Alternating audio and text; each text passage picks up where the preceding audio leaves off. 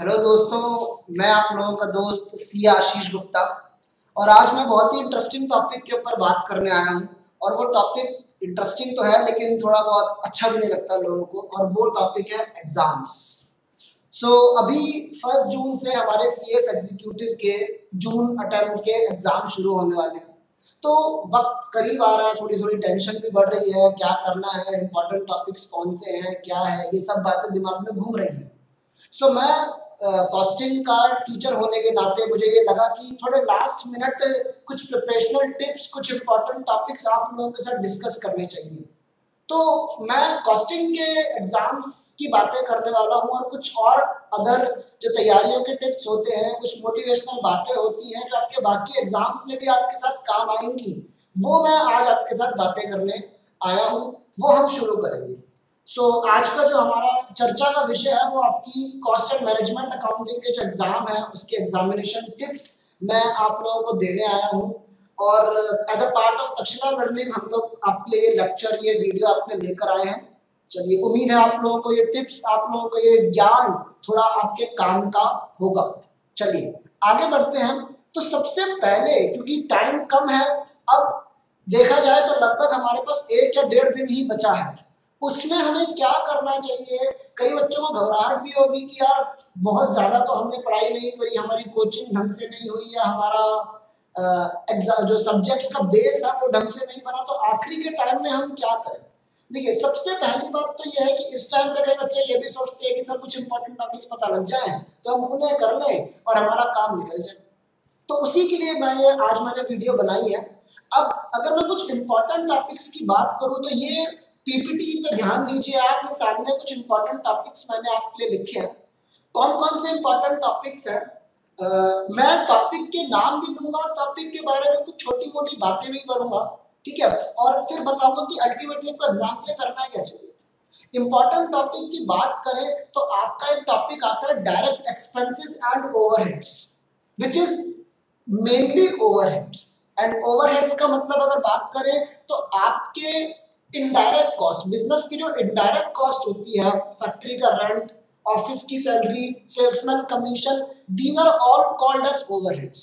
Factory overheads, office and administration overheads, selling and distribution overheads. तो overheads का जो topic है इसकी वेटेज आई थिंक आपके एग्जाम्स में काफी रहती है। एंड दूसरी बात आपको बताऊं तो ओवरऑल मैंने नोट जो मैंने नीचे दे रखा है, पहले मैं इसके ऊपर आना चाहता हूं।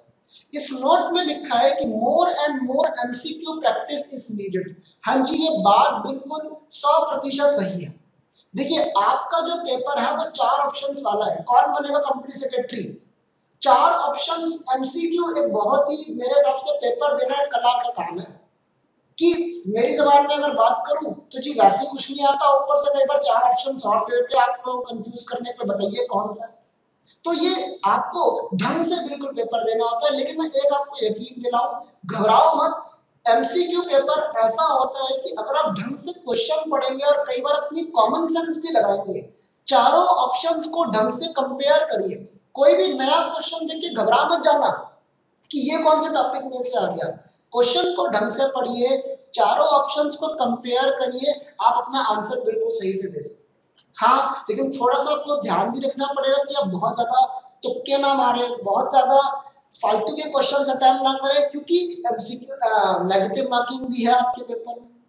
लेकिन तब भी इस समय मैं तो आपको ये राय दूंगा, आप ज्यादा से ज्यादा जितनी हो सके पिछले 5 साल के पेपर, पिछले 6 साल के पेपर एमसीक्यू क्वेश्चंस करना शुरू कर दो। छोड़ दो बुक से पढ़ाई करना, छोड़ो, सिर्फ एमसीक्यू करो।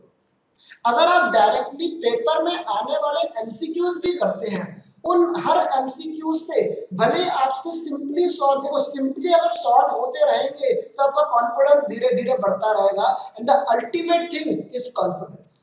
पेपर में आप जाए तो आपके अंदर कॉन्फिडेंस होना चाहिए। शायद शुरू में आप एमसीक्यू क्वेश्चंस करेंगे, मैं मानता हूं कि शायद शुरू में गलत होंगे, लेकिन करो, रुको मत, गिव अप मत करो। वो करते रहोगे तो धीरे धीरे आप चीजें सीखने लगोगे और धीरे धीरे एमसीक्यू क्वेश्चंस आपके करेक्ट होने लगेंगे। वो आप करेंगे तो ये आपके लिए काम में आएगा। इस टाइम पे हमारे पास इतना समय नहीं है कि हम पूरे पूरे टॉपिक्स अपने मॉड्यूल या अपने कोचिंग के मॉड्यूल से पढ़ें। आप डायरेक्टली क्वेश्चंस अटेम्प्ट करिए, उनसे भी जो इंफॉर्मेशन निकलेगी वो भी तो आपके लिए एक टाइप की लर्निंग ही है। इंपॉर्टेंट टॉपिक्स की बात करूं तो ये टॉपिक्स आप खास तौर पे overheads which is your indirect cost, जिसकी अपॉर्शनमेंट एब्जॉर्प्शनमेंट करना, ये मेन क्वेश्चंस आते हैं। मशीन आर रेट कैलकुलेट करना, जिसमें overheads divide by effective machine hour sum कर देते हैं। स्टैंडर्ड कॉस्टिंग, ये बहुत ही इंपॉर्टेंट टॉपिक है, इसकी वीडियो भी शूट आप लोगों के लिए कुछ दिन पहले करी गई थी। तो स्टैंडर्ड कॉस्टिंग जिसमें वेरिएंसेस कैलकुलेट करना होता है, कॉस्ट वेरिएंसेस हमारे सिलेबस में मेनली है, standard cost minus actual cost, ये जो चीजें हैं ये कैलकुलेट करना, स्टैंडर्ड कॉस्टिंग के बहुत क्वेश्चंस आते हैं। Then and again one of the most important topic is marginal costing, जिसमें सीवीपी एनालिसिस करना, डिसीजन मेकिंग करना, ज्यादातर क्वेश्चन वैसे सीवीपी एनालिसिस के होते हैं।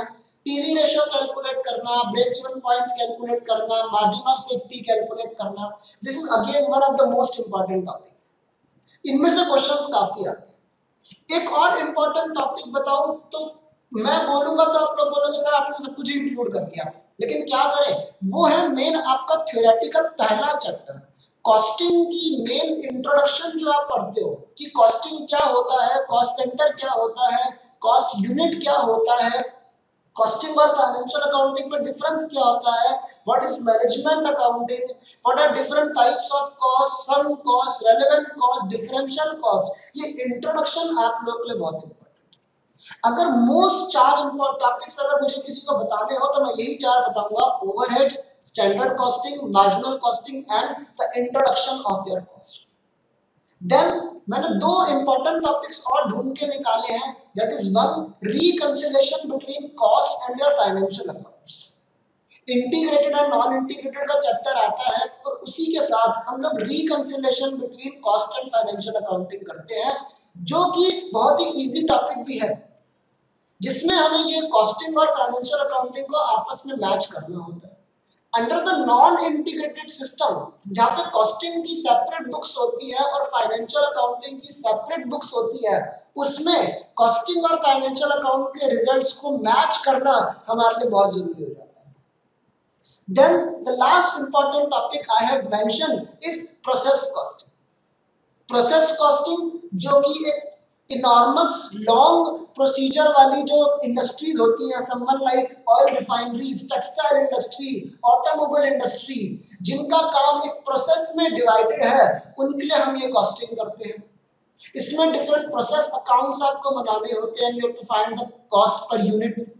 वर्क इन प्रोग्रेस भी कई बार बीच में आ जाता है, तो वर्क इन प्रोग्रेस की इक्विवेलेंट यूनिट्स कैलकुलेट करने के एमसीक्यू क्वेश्चंस आपके पास है।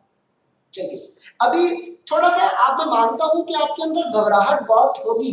अब पहली बात तो अपने पुराने टाइम को याद करना, अगर कुछ बच्चे को कुछ है दिमाग में कि मेरी कोचिंग अच्छे से नहीं हुई, मेरे को तो ठीक से पढ़ाया नहीं गया, या मेरा कोर्स कंप्लीट नहीं हुआ, या मैंने पहले पढ़ाई मुझे करनी चाहिए थी। देखिए अब जो बीत गया सो बीत गया, जो बीत गई सो बात गई, उसके ऊपर हम कुछ कर नहीं सकते। आप अपने आने वाले टाइम की प्रिपरेशन करिए, अपने माइंड सेट को पहले ठीक करिए कि आपने करना क्या। और मेरी राय में अब ज्यादा से ज्यादा एमसीक्यू प्रैक्टिस आप लोग कीजिए। आपके पास पास्ट ईयर एग्जामिनेशन क्वेश्चंस है, आपके पास स्कैनर्स है, आप उनसे पढ़ाई कर सकते हैं। हम लोगों ने भी आप लोगों को मॉड्यूल्स दे रखे हैं, कोचिंग की आप लोगों के पास तैयारियां है, एमसीक्यूज की आपके पास कमी नहीं है, वो आप प्रिपेयर करिए, जितना हो सकता है उतनी ज्यादा प्रैक्टिस करिए, आपके नंबर बहुत अच्छे आएंगे, ये मुझे पूरी उम्मीद है। ज्यादा से ज्यादा प्रैक्टिस करोगे, जब धीरे धीरे आपके आंसर्स निकलने लग जाएंगे तो अपने आप आपको अपने ऊपर यकीन आ जाएगा। और हम तक्षशिला लर्निंग, मैं सिया आशीष गुप्ता, हम तो आपके साथ हैं ही। आप जितने मर्जी 24/7 आप कॉल करिए, आप क्वेरीज पूछिए, आपको जो कॉन्फिडेंस चाहिए, जो टिप्स चाहिए, जो क्वेश्चंस पूछने हैं आप पूछ सकते हैं। सो लास्ट में बस यही मैं कहना चाहूंगा कि आप लोगों को बहुत बहुत शुभकामनाएं हो, बहुत ही बेस्ट विशेस, हिम्मत रखिएगा, डरना नहीं है आपने। तो बेस्ट ऑफ लक आपके एग्जाम्स के लिए, खासतौर पर मैं कॉस्टिंग की बात कर रहा हूँ। मुझे उम्मीद है अपने सारे व्यूअर्स से, सारे बच्चों से कि आप लोगों की एग्जामिनेशन आएगी। तो आप बस अपने ऊपर कॉन्फिडेंस रखिए, यकीन रखेंगे तो आप बेस्ट परफॉर्म कर पाएंगे। डरते डरते कोई काम सही नहीं होता, कहावत तो सुनी है, जो डर गया सो मर गया। तो भैया कॉन्फिडेंस रखना है और अच्छे से परफॉर्म करना है, पेपर जरूर अच्छा जाएगा, आपको टेंशन नहीं लेनी है। तो तक्षशिला लर्निंग की तरफ से आप लोगों को बेस्ट विशेस हैं, ज्यादा से ज्यादा प्रैक्टिस करिए। देखिए सिंपल सी बात है, टेंशन रिलीव करने का एक ही तरीका होता है, काम करना। सिर्फ सोचते रहोगे, सिर्फ टेंशन लेते रहोगे, ये नहीं हुआ वो नहीं हुआ, उन बातों को गोली मारो। जो टाइम बचा है उन टाइम को ढंग से यूटिलाइज करो, एक टाइम टेबल बनाओ अपने दिमाग में, अपने पहले तो अपने माइंड में पॉजिटिविटी लेकर आओ कि हाँ मैं कर सकता हूँ।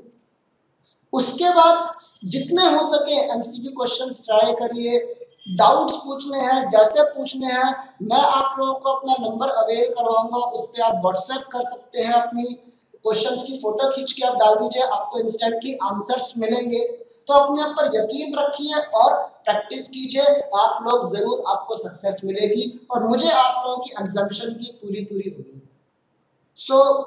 मैं आप लोगों के लिए और यूजफुल वीडियोस वैसे भी बनाता रहता हूं और कोशिश करूंगा आगे और आप लोगों की मदद कर पाऊं।